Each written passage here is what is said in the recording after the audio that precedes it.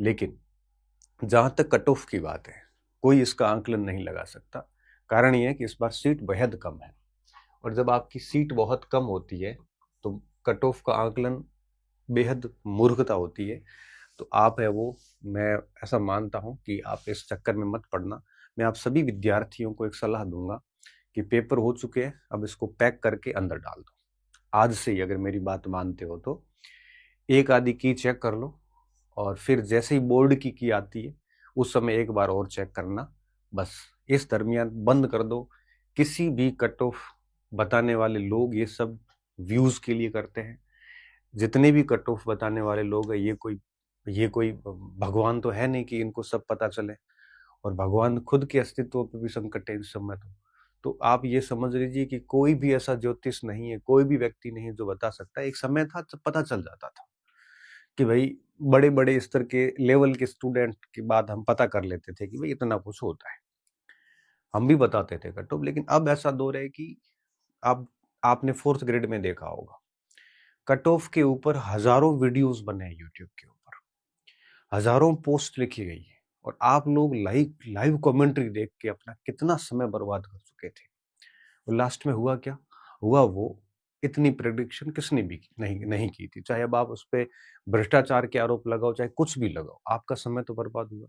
बेहतर है इस पूरी गेम से, इस ट्रैप से बाहर आइए। लोगों को कोई मतलब नहीं है आपसे, आपका उनका सिर्फ अपना व्यूज बढ़ाने, अपने सब्सक्राइबर बढ़ाने हैं।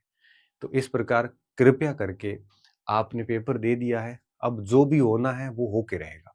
इस तरह से लाइव कमेंट्री देखने से आपका न तो मार्क्स बढ़ेंगे, ना आपके मार्क्स कम होंगे, कुछ भी नहीं होगा। इससे अच्छा है कि आप इसको बंद करके साइड में रख दो पेपर को, और ये लाइव कमेंट्री कट ऑफ बताने वालों से दूर हो जाओ, और यही कह दो कि पेपर ठीक हुआ, आगे होगा जो देखी जाएगी, सीट कम है यहाँ पे। तो कट ऑफ के चक्कर में मत फंसना, क्योंकि सीट बेहद कम है। इस समय मैं बताऊं 60% वाला भी असुरक्षित है, और 70% वाला भी असुरक्षित है, 75% वाला भी मुझे लगता है असुरक्षित है। किसी को नहीं पता कितनी कट ऑफ जाएगी।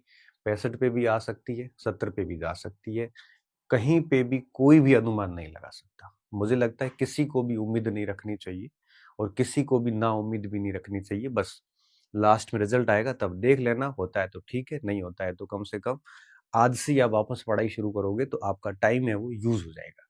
अगर आप है वो इस कट ऑफ के चक्कर में रहोगे तो होगा क्या कि आपका समय बर्बाद होता जाएगा, और लास्ट में आपके ऊपर 3-4 महीने के बाद डिप्रेशन हावी होगा, क्योंकि टाइम 2 दिन भी खराब होता है तब भी तनाव हो जाता है, अविश्वास की स्थिति उत्पन्न हो जाती है, व्यक्ति अंडर कॉन्फिडेंस हो जाता है।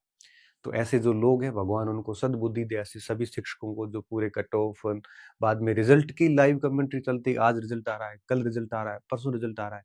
छोड़िए हम इन सब चीजों को, इन सब में मत पड़िए। और ऐसे कोई लोग करते हैं तो आप समझिए उनको, छोड़ दीजिए ये सब चीजें। अदरवाइज क्या होगा, आप जितने व्यूज बढ़ाओगे लोग उतने ही ये चीजें करेंगे। इससे अच्छा है कि आप इन सब से दूर रहें। ये मार्केट है, मार्केट का काम यही है। तो लोग अपने व्यूज के लिए, सब्सक्राइबर के लिए कुछ भी कर सकते हैं। तो आप जो है इस प्रकार की लाइव कमेंट्री जो आती है, कट ऑफ की हो चाहे रिजल्ट की हो, इनसे दूर रहिए। ये सिस्टम जब होना तभी होगा। आपके बार बार मोबाइल देखने से न तो रिजल्ट आएगा, आपके 1000 वीडियो देख लेने से कोई भी ये नहीं कह सकता कि कट ऑफ कितनी रह सकती है। इसलिए इन सबसे दूर रहना। तो पेपर का लेवल ठीक था भाई, जितना मैंने समझा मैंने आपको बता दिया। मुझे लगता है कि थोड़ा सा और बोर्ड को सुधार करने की आवश्यकता है। ऐसा मिला जुला होना चाहिए कि हर टॉपिक से कम प्रश्न होना चाहिए। उसमें कुछ प्रश्न कथन कारण, कुछ कथन कारण हो तो कुछ सुमेलित करो में भी, कुछ सीधे प्रश्न भी होने चाहिए, कुछ और विश्लेषणात्मक प्रश्न भी होने चाहिए। कथन कारण के अंदर भी अच्छे कथन होने चाहिए।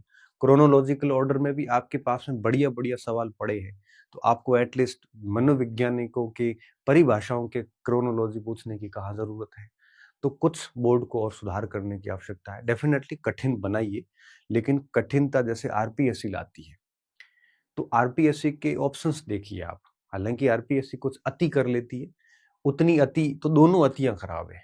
ठीक है, तो पहले के बोर्ड के पेपर से तो इस बार ठीक है, तो थोड़ा और सुधार करने की आवश्यकता है। तो मुझे लगता है 65% से लेकर ऊपर जितने भी लोग हैं वो कोई भी दौड़ में है, अब किसी का कुछ भी पता नहीं चलता।